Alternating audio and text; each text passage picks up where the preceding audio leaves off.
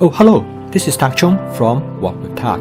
Welcome to my YouTube channel. If you enjoyed this video, please like, subscribe, and share.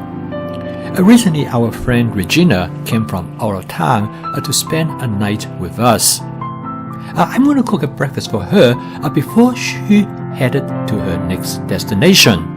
After dinner, I start to think about what kind of breakfast that I should make for her.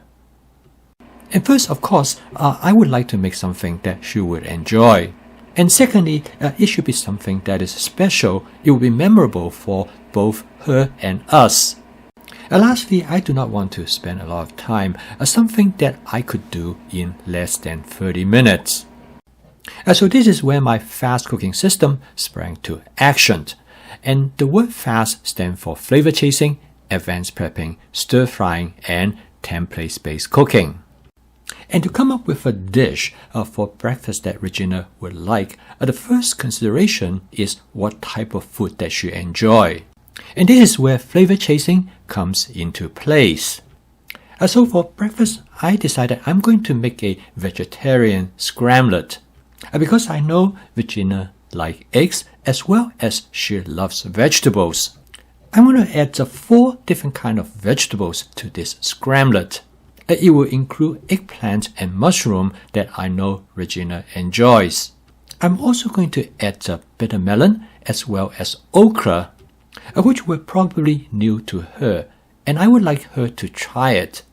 They will provide her with a new experience, and based on how I know about her flavor preference, I think she would enjoy it as well.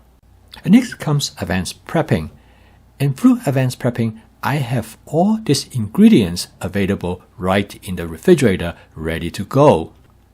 So when morning came, all I have to do is to look for this ingredient in the refrigerator and I am ready and set to cook. For me, this is the first time to make this egg scramblet in such combinations. Instead of cooking this dish based on a recipe, I use my template-based cooking.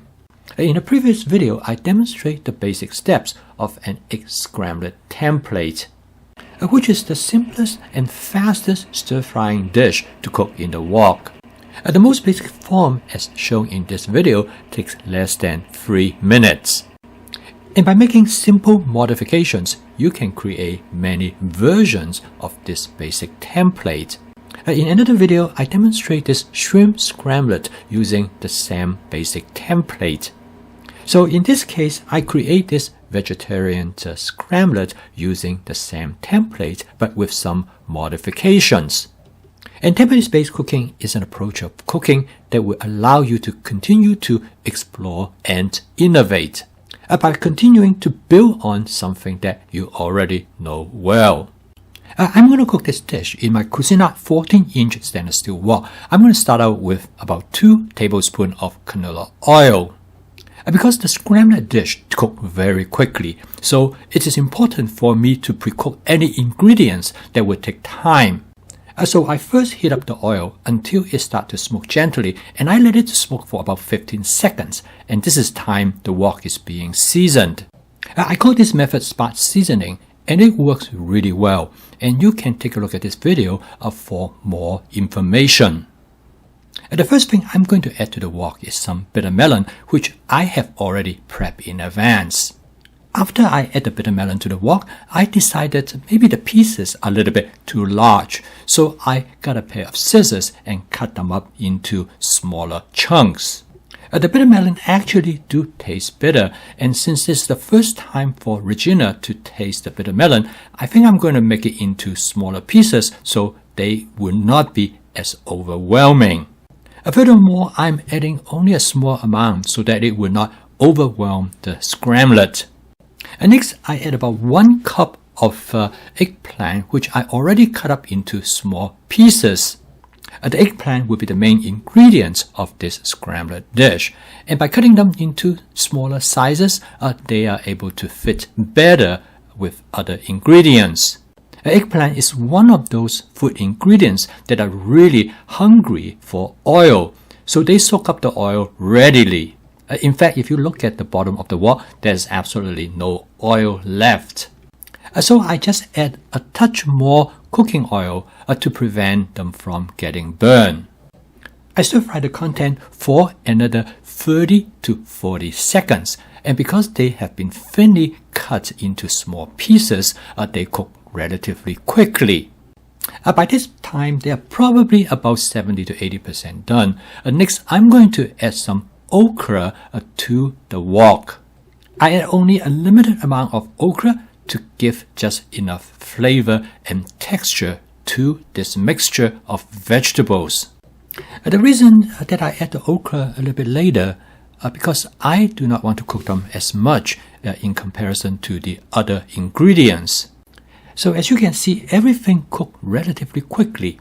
So the final thing I like to add is some minced garlic. I add the garlic at the end because this will give the dish a stronger garlic flavor. And this is all part of my flavor chasing process. So okay, I set the contents aside and now I'm ready to cook the whole dish. I season the egg using seasoning agents from my masala daba. I use a half teaspoon of mushroom seasoning, half teaspoon of lemon pepper, half teaspoon of garlic powder, 1/4 teaspoon of cumin, and 1/4 teaspoon of paprika. I really like the masala daba because it allowed me to get access to all the seasoning agents immediately after I open up the cover. I use my Danish whisk to beat up the egg, which is probably the most effective way to whip eggs. I spot season the wok and then I add the eggs to the wok. It is very important to have your wok well seasoned, particularly when you cook eggs. So within a matter of seconds, I add the mushroom to the wok. The mushroom is cut into small pieces to facilitate their cooking. I then add the cooked vegetable to the wok. And the reason that I do not cook the mushroom together with the vegetables are because I want the mushroom to be very lightly cooked. And there's enough time to cook the vegetable at the same amount of the time when I make the scramblette. As the term scramblet refers to, it is a combination between scrambled eggs and egg omelette. So I use the wok spatula to fold the eggs over the ingredients that I have added to the wok. And this will give the dish a combination in texture between scrambled eggs and omelette. This dish is very fast to cook. A few quick stir and it is done. The total cook time is a little bit over 3 minutes, and this is the reason that you have to cook the other vegetable in advance. Otherwise, they will not be cooked. But the mushroom is okay because mushroom is very fast to be cooked. So as you can see, this scramblet template has a lot of flexibility. The modification that you need to keep in mind is to make sure whatever ingredients that will take time to cook, you have to cook them first because when you add them to the scramblet, you have only a very small amount of time to have everything cooked. Whereas ingredients such as the mushroom that takes only a small amount of time to cook, then you can add it directly to the egg. Or you can add whatever other ingredients that do not need much cooking at all, such things like scallions or ham. So the essence of template-based cooking is to understand what is the function of the individual steps of the cooking process. And once you have this understanding, then you can make the modifications that is suitable for any type of ingredients that you're going to add to the dish. The final steps to complete this dish is for me to dress it up for the occasion. I'm going to start out with some Parmesan cheese. This is going to be followed by some kaisit, which I really enjoy. It gives a nice texture to the dish. And furthermore, it has great nutritional value, and I have some available that probably to be the most important. And last but not the least, I'm going to add some natural cashew, which has not been roasted or salted, and it will go really well with the egg. So okay, here you go. I take a very ordinary scramblet dish and make it into something special by using all these different components that go into this dish normally that I would not have used. So this is something will be memorable both for our guests as well as for us. So here, this is the strength of my fast cooking system. With flavor chasing, advanced prepping, stir frying, and template-based cooking, I'm able to take a very ordinary dish and convert it into something that has its distinctive characteristics and features, and something that I personally probably will remember for a while. And this is what, to me, make home cooking fun and exciting. And I'm going to cook for my entire life because this makes home cooking sustainable. I hope you find this video enjoyable, and I hope that it is inspirational to you, that you want to go out and try and to cook dishes the way how you like it. Use a template as a foundation for you to create and innovate. Because in order for home cooking really to have its benefit, you need to cook every day. And it's not only is important for your personal health, but it also plays an important role in help us to conserve our environment. And so keep on cooking.